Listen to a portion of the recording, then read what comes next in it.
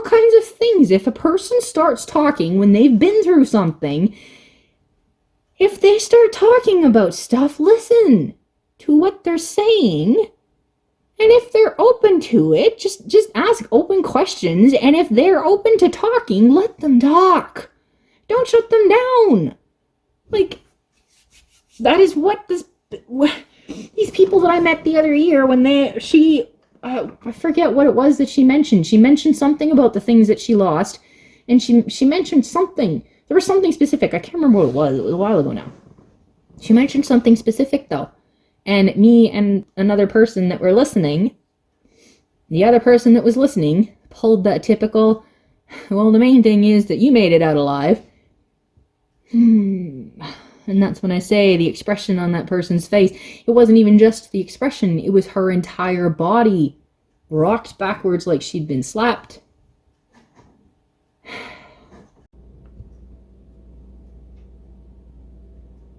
Disobedient little rebel right here.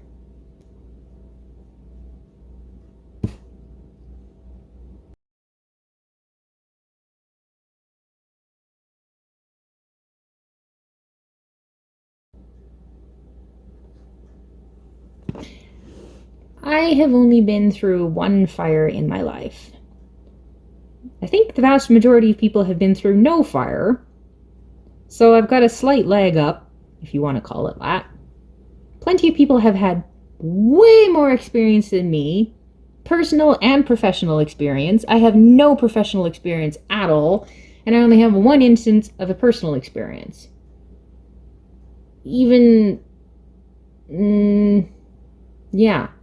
at work where I work, I've dealt with the fire alarm before, but none of them have actually been fires. They've been other things that set it off. So, I have dealt with, I've been in car accidents before. None of them were my fault. Been in 2. I wasn't the driver in either case. So, I by no means have all the answers. Absolutely not. I also tend to be someone that's like, anybody who knows anything about me, and the more you know me, the more you know this, I am a very emotional person. I'm also a very logical person, and I know that it is extremely unwise and extremely unhealthy, extremely foolish. Shall I go on? To be completely driven and run by your emotions. So I do as much as I possibly can to not be driven by my emotions and to calm down and to allow logic and reason to bring a balance to everything. One of the worst ideas in the world, there are many, but one of the worst is to follow your heart. Don't do it, people. Don't do it. I.e. your emotions. Emotions are very, very necessary for multiple different reasons. They are good things. They can be good things. They can be bad things. It entirely depends how you use them, and it entirely depends on how much you let them use you. But that's not the point. The point is, I am an emotional person. I'm very nostalgic. I'm very sentimental. I'm very all of these things. However, lately where I live, there have been, throughout my life, there's probably been a lot of wildfires, a lot closer than I realized they were. But in general, I don't necessarily know about them or how close they are. And I don't know how common it really is where I live for it to be to the degree that it's at right now. There's been wildfires as close as, what was it, 20 minutes away? Was it 20 minutes away? Ish, 25, 20? If that's where that fire was, then it was about 20 minutes away. Because it was actually very apparently, basically right beside a place I used to live over a decade ago. And where part of my family still lived less than 5 years ago. So, that was quite fascinating when I found that out. Exactly where it was. And that's part of the problem with, news on internet and stuff like that. It's sometimes very, very difficult to get accurate information. Oh, the talk we could have about that. But in this instance, I'm talking about, like, for one thing, when there's multiple fires going on, somehow people, like, even things that look like official whatever, mix information up. Because there was talk about, like, places getting evacuated and all the rest of this stuff, but the label and the information weren't meshing. It seemed to me like they were talking about two completely separate fires and meshing them together because they were happening at the same time, and somehow it just got meshed together, and I'm like, well, that caused like half a day of stress right there until I detangled the information. And the other night my sister said, well, it doesn't seem like very many people are worried about the fires and stuff. There's an awful lot of dark houses, like everybody's gone to bed. And I'm like, yes, my sister and I are still dealing with trauma from the fire that took our house 2 years ago. Getting close to 2 years.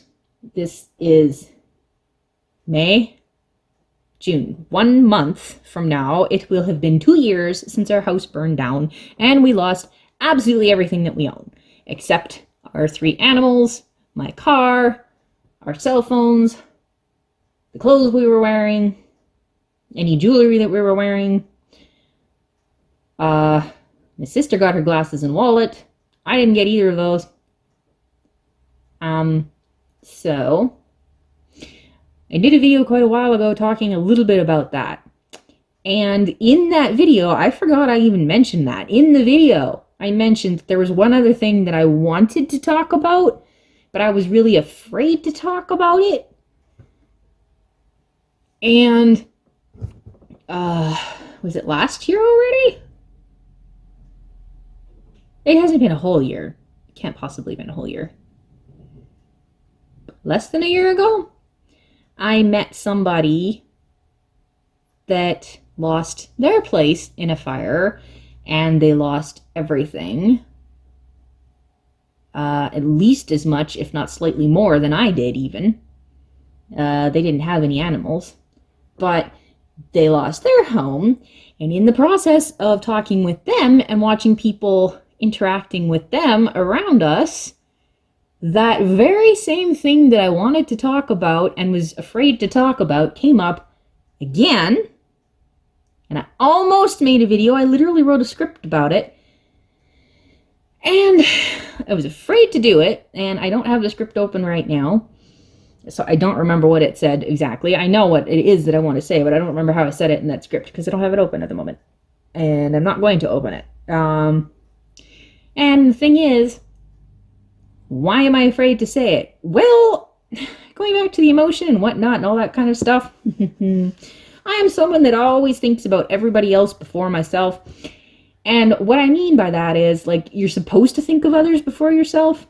I mean, you're supposed to put them before yourself, not to the level of being a doormat.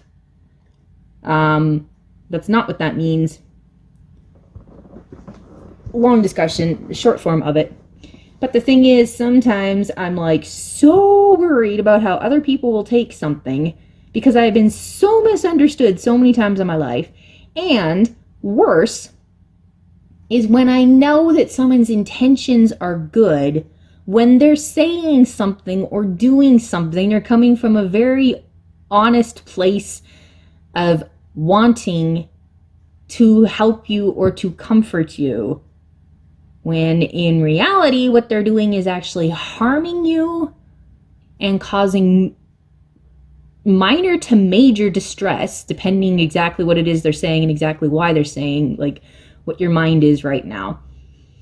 And I guess that's part of the problem. If they're doing that to me, I might be doing that to them. And, I hate being a hypocrite. So, like, and then there's also the problem of when I know that that's where they're coming from, I don't want to turn around and hurt them by telling them that they're hurting me. And see, this is where, like, people talk about boundaries and you're supposed to have healthy boundaries. How do you say it so that they understand that you're hurting me without me hurting them in the process? Sometimes it's impossible. And maybe they'll be understanding because, like, you are coming from a good place and didn't mean to harm me, but you are harming me. So I'm telling you right now, I know that your intentions were good, but you're hurting me right now. And it all has to do with your house burning down. There's like 2 instances in my life where this has happened. One is the loss of loved ones and things people say to you when you lose someone you love in the name of trying to be comforting, when in actuality it's not comforting. It actually causes distress or harm, etc. And the other instance is when you lose everything, like everything versus everyone. When you lose everything, and people are trying to be comforting, and they're trying to be kind, and they're trying to be helpful, and they're not. They're actually hurting me. And the number one thing, and like, it's not just me, because like I say, I met these other people, and they had the same experience. Like, I was watching this person's face when someone literally said it to them. I was watching their face, and I knew exactly what was going on. I'm like, it's not just me. It isn't just me. So, to everyone that says it, I know your intentions are good, and I know you were trying to be, like, helpful, and this is part of my problem, too. I end up so tongue-tied, having no idea what I can say, because everybody is so different, and I can't read your mind. I don't know where your emotions are. I don't know what's going on in your head. I don't know what's going to be helpful and what's not. I get so tongue-tied, I can't say anything at all, because I'm like, what if that's the wrong thing to say? And so I don't want to put other people in that same position of having absolutely nothing to say, because they don't know what's going to be harmful and what's going to be helpful. But the thing is, the problem is, I think people are coming from a good intention, but they're misunderstanding something. When you're like me and you've lost absolutely everything, and people approach me and I say, my entire house burned down. I lost everything except my animals, and me and my sister obviously made it out alive. And people go, oh, wow, at least you and your sister and your animals made it out alive. Life is the most important. Obviously, life is the most important, or me and my sister and my animals wouldn't have made it out of the house. Obviously. That is a no duh. Yeah. Obviously, life is most important. Obviously, we're all happy. That's the number one priority. It got taken care of. Yay. The problem is, I lost everything. Oh, things are replaceable. You can... That's what they always go to. Life is the most important thing. My life is the most important, top priority. Things are replaceable. Okay. Most of the time, it's a legit understanding. People just honestly don't have a clue. They're just completely ignorant and honestly don't have a clue what they're doing. The vast majority, if not all people, like, except like downright malicious people that know perfectly well what they're doing, but that's an extremely small minority. Most people just have no idea. They're just legit ignorant and have no idea what they're doing when they do that. So, I'm here to enlighten you so that you'll stop doing it. When I say I lost everything, if I'm someone that lost my house in a fire, and I lost everything, when I say I lost everything, I'm not talking about things. I am talking about memories. I am talking about safety. I am talking about independence. I am talking about freedom. I am talking about stability. I am talking about my safe haven, my home. That is literally everything that I had. That was my stuff. That was my memories, everything, my creativity, my... How many more words can I say? It was... Things are things. However, things represent things. And different people are different. Some people have much better memories. Other people don't have very good memories. And like, it's not a good idea to use items to like hook your identity to. Owning stuff does not make me a better person. Owning stuff does not make me cooler. Owning stuff doesn't Like, whatever. You can own absolutely nothing. Your worth and your identity, neither one of those should ever be wrapped up in any human being. And they should never, ever, ever, ever be wrapped up in items, in things. Like, your worth and your identity are not tied up in those things. But life experience, memories, in a way, like who you are is tied up in what you're owning and stuff. And yes, things can be replaced, but you're not understanding. If you don't understand, you don't understand. It's something that I didn't necessarily understand before I lost everything. And that's the thing. It's not a matter, the point is not that you lost the things. Like, the one person that I was talking to, like, a year-ish ago, like I say, that also lost their home. And that's the funny thing. It was a couple. And she was talking about an item that she got from him. I think she said it was the first thing that he ever gave her. But it was a teddy bear. And the thing is, the guy is right there beside her. The person that gave this teddy bear to her is right here. You would think that everything important that teddy bear represented, he's sitting right there. That's more important than the item. Absolutely, definitely. That is more important. But what is wrapped up in that teddy bear? It hurt that she lost that teddy bear. Because that teddy bear was tied to a very specific memory, very specific incident of emotions and reality and places and happenings and sights and sounds and smells and all kinds of stuff that she cannot return to unless she has that teddy bear, and through that teddy bear, in a little way, she can return to it. And this is the kind of thing that I'm talking about. This is what you're losing when you lose everything.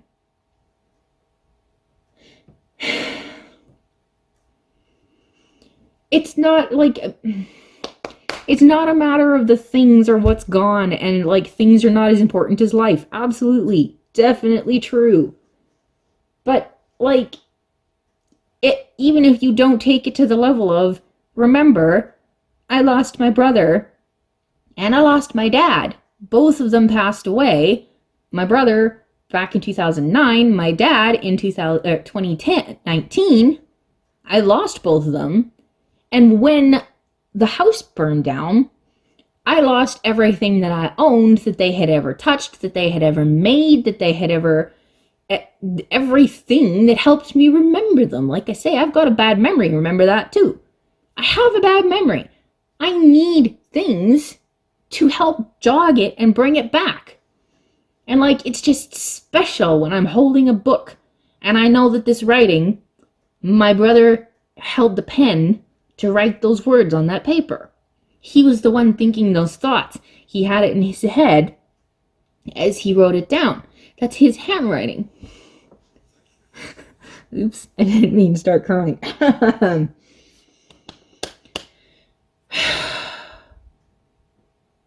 So there's that whole layer of it too. If you've actually lost somebody and then you realize, that's the irreplaceable stuff, that it can't be replaced because the people that created that are no longer here. So I can't get that thing that doesn't matter back again. But even if you don't take it to that level, even with that lady with that guy sitting right beside her, she's still upset that she lost that teddy bear. And this is why I'm saying it's not a matter of the things that you lost. The things that you lost won't matter in a few years. When I think back to my house that I lost and everything that's in it, and I look through pictures of what I lost, most of the things that are in those pictures, it's not the thing that matters. Like even the things that aren't connected to my brother and my dad. Like, there's one teddy bear that I can think of. I don't even remember why specifically that teddy bear was so important to me. I don't quite remember where I got it from. I'm thinking my older sister, but I don't remember what the connection is. I don't remember who gave me that teddy bear. Where was I when I got it? I think it was possibly like, kind of feels like it was my older sister that gave it to me, maybe for a birthday or something. I don't remember. I don't remember why. But it was like a really important teddy bear to me. If there's like, I had a list. I actually had a list of like the top 5 or 6. Did I get it down to that? If there's only 5 or 6 things that I could go back in time and grab from my house before they burned down, teddy bear was one of them. And my doll Sarah was one of them. Not sure why. There was something about that doll Sarah. I want her back. Most of the things in that house, don't care. And then there's the thing, even the things that I care about, even that doll and that teddy bear, Sarah and Charlie, why do I specifically want them back? I don't know. It's not really them. It can't possibly be really them. It's just a doll and a teddy bear. I've gotten a few other teddy bears, and I don't have another doll yet, but I have a couple other teddy bears and like stuffed animals that are like just as soft and just as whatever. It's not the thing. And that's the thing. That's the point here. This is what people completely misunderstand. And if someone just lost their house, let's just boil it down to the simplest. Like, if you actually want to help someone, if you want to comfort someone that just lost their house in a fire, or really to any natural disaster, if they just lost everything that they've ever owned, just all gone, can't get it back again, do not say, especially the fresher to when it happened that it was, well, at least, or another way of saying it, the main thing is that you and your animals got it alive. Please don't do that. If they start talking about it, do not shut them down. If they start saying, like, my pictures, my journals, be like, what kind of pictures? And like, how many journals did you have? And like, how old were those journals? Or like, ask questions about the things that they lost, because this person just lost everything and they are trying to process the fact that they just lost everything. And if you keep shutting them down, for whatever reason, denial is like probably the top number 1 way that people protect themselves. And it is legit, and I do it all the time too. Denial is where you push things out of your head and refuse to think about them. Because if you think about them, you will become terrified, you will become anxious, you'll become over-emotional with your own memories of something, you'll become worked up, stressed out, all kinds of stuff like that. That's real. I use denial all the time to protect myself. All the time. So that is a real thing, and I know it. And some people just can't handle the conversation, so they use denial to kind of like, skirt it. A wiser way to do that would be like, you know what? I can tell you need to talk to somebody, but I'm really sorry I can't be the one right now because you're triggering something in me that I can't handle. Just communicate that. That's a whole lot nicer than just shooting them down and shutting them up when they need to talk by just going like, the main thing is that you made it out. Well, that's nice. That's not what I care about at the moment. Because also keep in mind that someone who just lived through a disaster like this might not be happy to be alive at the moment. It entirely depends, like especially if someone did die and they lived, or like if an animal died and they lived even, they might not want to be alive right now. A lot of people that make it through like disasters like this are confused about the fact they're still alive. And to be honest, that was like the biggest problem that I had. I was intensely confused over what the heck just happened, why the heck that happened to me, and why I didn't just die in that fire, to put it bluntly. Namely, the main thing that kept me from going too far down that rabbit trail at that moment was, if I had died in that fire, what would that have done to my sister if she had made it out and I hadn't? Because of that, I was very glad that I made it out alive. And for a while there, just to be honest, that was the only thing. There was a little while there, but that was like the only thing that really made me glad that I made it out of that fire. And like with a lot of other stuff going on and all the rest of that stuff, it's a long, personal topic about stuff I think I've mentioned before.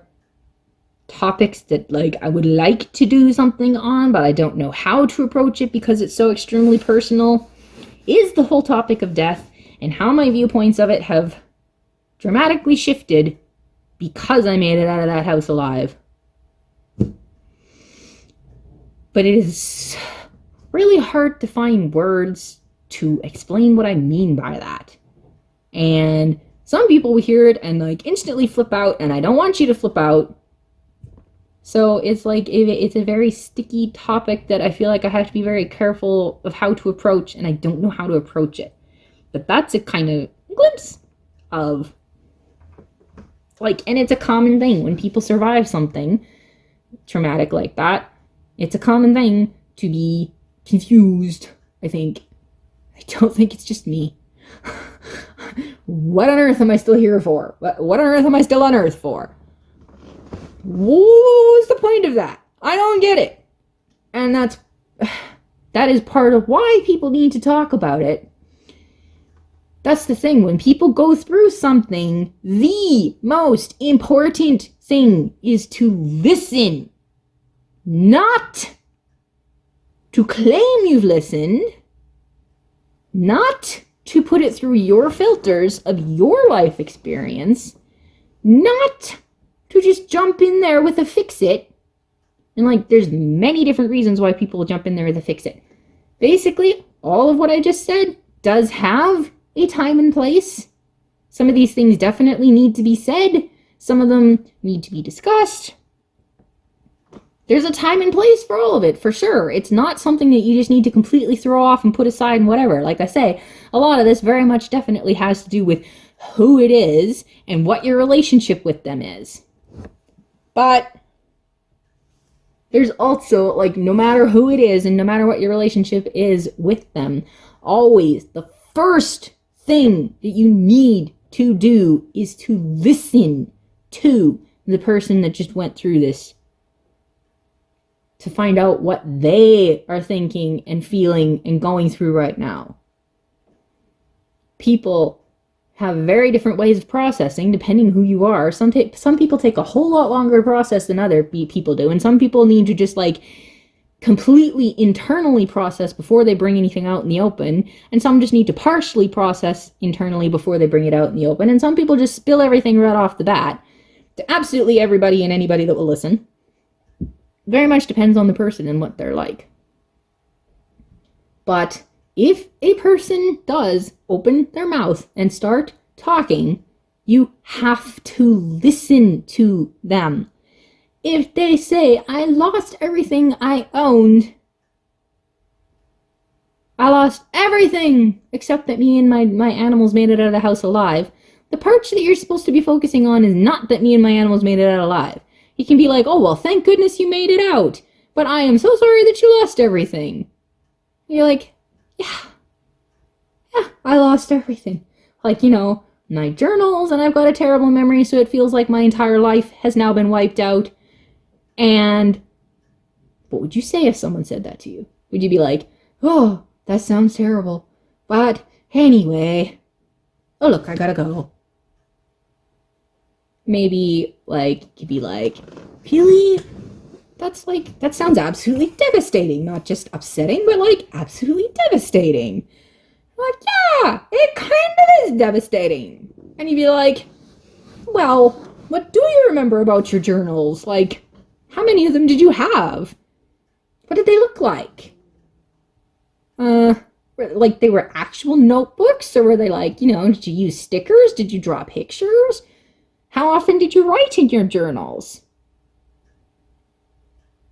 These are all kinds of things. If a person starts talking when they've been through something, if they start talking about stuff, listen to what they're saying And if they're open to it, just ask open questions. And if they're open to talking, let them talk.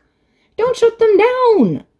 Like, that is what these people that I met the other year when I forget what it was that she mentioned. She mentioned something about the things that she lost. And she mentioned something. There was something specific. I can't remember what it was. It was a while ago now. She mentioned something specific, though. And me and another person that were listening, the other person that was listening pulled that typical, well, the main thing is that you made it out alive. And that's when I say the expression on that person's face. It wasn't even just the expression. It was her entire body rocked backwards like she'd been slapped.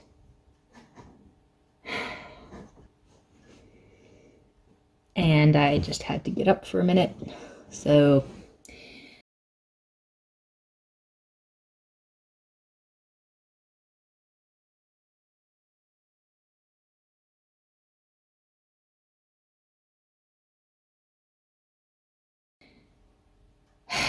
after rambling about that for probably at least 20 minutes longer than I thought I was going to take,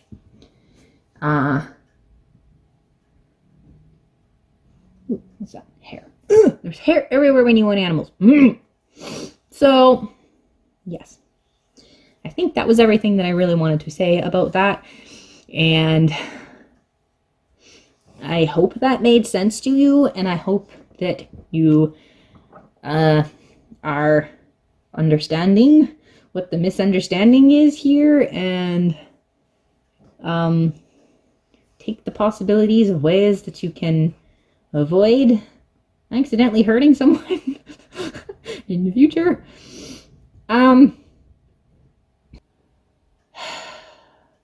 If you've never been there, I pray you'll never be there, even though that means that you'll probably stay ignorant to understanding the depths of certain of these things. But there are some things that I still prefer you learn other ways rather than having to go through it yourself, and that's one of them.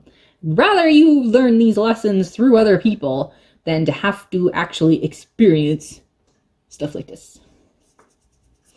And that's part of the thing. That's why things matter a little more than you realize they do, even though it's just a thing, because it's the emotions and the heightenedness of that.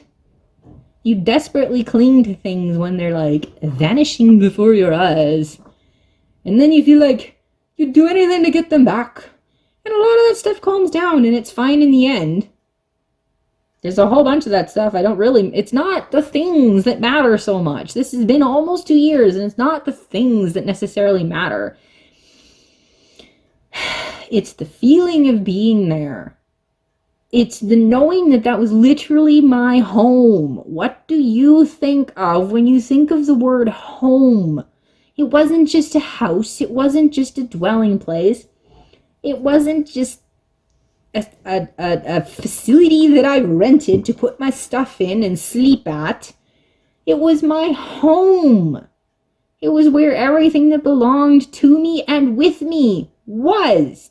It's where my heart was. Even though it was only me and my sister living there, and like my family scattered all over in their own homes, it was where I went to rest. It was where I went to be safe. It was where I went to be alone. It was where I went to, do and be everything vulnerable that I can't just publicly put out there on display for everybody to see. That was my personal place. It was my personal space. It was my personal everything. And it's gone. I have a new personal space now. I have new personal things now. Life is all good, right? Not entirely, because that stays with you. Even though it's just things. It was my personal place. And like I say with denial, most people, including me, always assumed something that bad could never actually really happen to me. And the first time in my life that really slapped me in my face how wrong that is was when my older brother passed away. Because I legit thought, as a young adult, I honestly thought Something like that could never possibly happen to my family. I know logically that it could, like, it happens to, like, it happens all over the world to everybody, like, every minute of the day, somebody is losing somebody or something. Horrible things are happening all over the world to people all the time. If not if every minute is too long, then every second, something bad is happening to somebody in the world. But you always have this mentality for your own sanity's sake, and that's why I say denial is the strongest form of self-protection that people have. I think it's the strongest. Is there something I'm not thinking of? One of the strongest? I think it's the strongest. If not the strongest, then maybe the second strongest, because maybe I'm forgetting something that's even stronger. But it's like the strongest form of self-defense that people have is denial. You just push it out of your head and don't think about it. You deny that it's possible that it could actually happen to you. And that is that's the strongest form of protection people have, but it's also one of the most destructive things that people have. Because most of the time, there's lots of people who never have disasters like this happen in their life, and they're lucky. They go through their whole life. Lucky is the wrong word because I don't believe in luck. But if you can go through your whole life, most people don't go through their entire life without some kind of tragedy happening. But some people it takes until they're way older and it's expected before it happens to them. But if you live in denial like that, the problem is that you are never prepared. And if you aren't prepared, it will hit you 500 times worse than if you had allowed yourself to think about it, no matter how terrifying and painful it is to just think about the possibilities. If you do think about the possibilities and plan just a little bit, just in case, that will help if that tragedy ever does actually slam you to the ground in the future. Pretty much any time, and I think anybody who handles any kind of or goes through any kind of crisis or situation like this, the vast majority, if not all of them, if they're not lying, they will say there are definitely things they could have done better. And this is one of the key things that people who have not been in the middle of a crisis do not understand, is how hard it is to think. It is extremely hard to think, even of things you know really, really well. I have heard people forget the weirdest things in the middle of a crisis. And this is why, there's a list that you can follow. In the middle of a crisis? No, absolutely not. You do not rely on following a list that you have never actively moved your body to follow before in the middle of a crisis. Because if you have to pull that paper out and read the steps, it's not going to happen in the middle of a crisis if you've never done it before. Even if you've read the list before. I want to pull out this list and read the list. I read the list, now what do I do?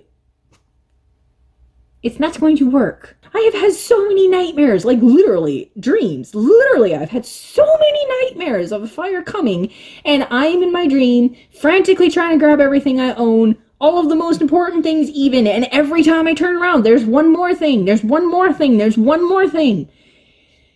It is horrible, and it is debilitating, and in the end, look what happened instead. Did I get even one thing? My cat and my phone. That's all I got. I was standing right beside my desk. I knew where my USB stick was. I did not even get my wallet, and my glasses were right there under the arm that had my cat. Did I grab any of it? No, I did not. My journals, I was in my bedroom. My journals were right there on the shelf. I went back into my bedroom to grab my phone and turn around. The shelf's right there. Did I even see my shelf? Did I even see my journals? Did I grab any of them? No, I did not. I didn't even have a cat in my arm at that point. I could have grabbed one of the books and stuck it under my arm. Did I? No, I did not. No matter how many dreams I had, carefully trying to prioritize what I'd grab. Did I grab a single journal? No. This is the kind of things that happen when you're suddenly in the middle of an emergency. No matter how well prepared you think you are for it, something is always not going to go as you planned it. Even no matter how well prepared you are, something will still not go the way you planned it. And you have to know that that is going to happen. And you have to accept that that is going to happen. All you can do is the best that you can do, and you have to let go of the rest of it. You just have to in advance, and then 3 million times for the first 3 months after. Over and over and over and over and over and over and over again. It's going to come back and haunt you over and over and over and over and over again. And you have to let it go every single time because you cannot go back and change it. And for the love of sanity, I don't want it to happen again just so that I can prove that I can do it better this time. No! I'm good with once. That was more than enough. Leave the house alone now. There's another thing you have to also keep in mind. You know how when you're like doing your road test, learning how to drive, can't remember, is it 3 seconds or 5 seconds that you have to stay behind another vehicle when you're driving, like especially on the highway? The faster you are going, the further away you need to keep from that vehicle. And the vast majority of times when there's absolutely nothing that happens, people are like, why is this a rule? This is such a dumb rule. It's so not needed.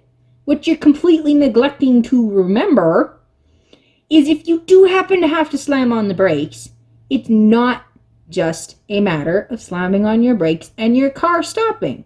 It is not even just a matter of remembering how far your vehicle is going to skid before it actually stops after you hit the brakes. The key thing that everybody neglects to remember in any of these scenarios is how long it takes you to recognize and react the way that you need to.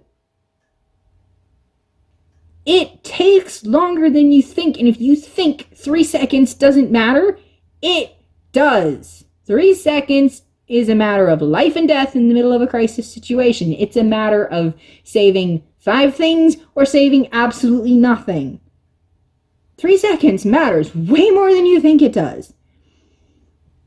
It takes you time for what's happening out here to make it to your brain, and your brain to tell your body to do something.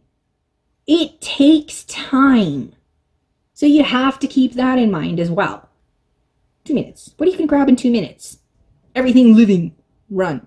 In the vehicle with the animals, and already when my sister opened the door, there was a huge billow of smoke. She had to open the door to grab some shoes, because we didn't even grab shoes. We don't have bare feet! I think that's the end of this video.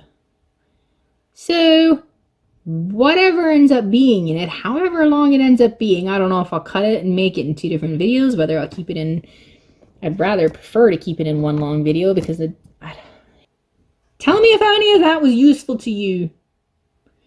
Because a lot of this kind of things, it very much depends on the person because everybody is so different. They process things so differently. They go through experiences differently. You, honestly, honest to goodness, you don't even really know yourself or how you are going to react to something until you've been there. It is shocking how much you think you know, and then once you're there, you're like, well, this part of it I was right about, this part I had no clue that's how I was going to react.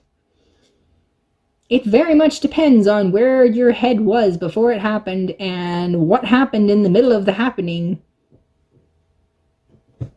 And nobody's ever going to get anything perfect because even if it's someone you know really well, sometimes they surprise you by how they react to things because they probably even surprise themselves. So, nobody's perfect. You can't get everything right. I fail all the time. Even though I've been there, I still fail. So, anyway, the point of making this wasn't, you must be perfect.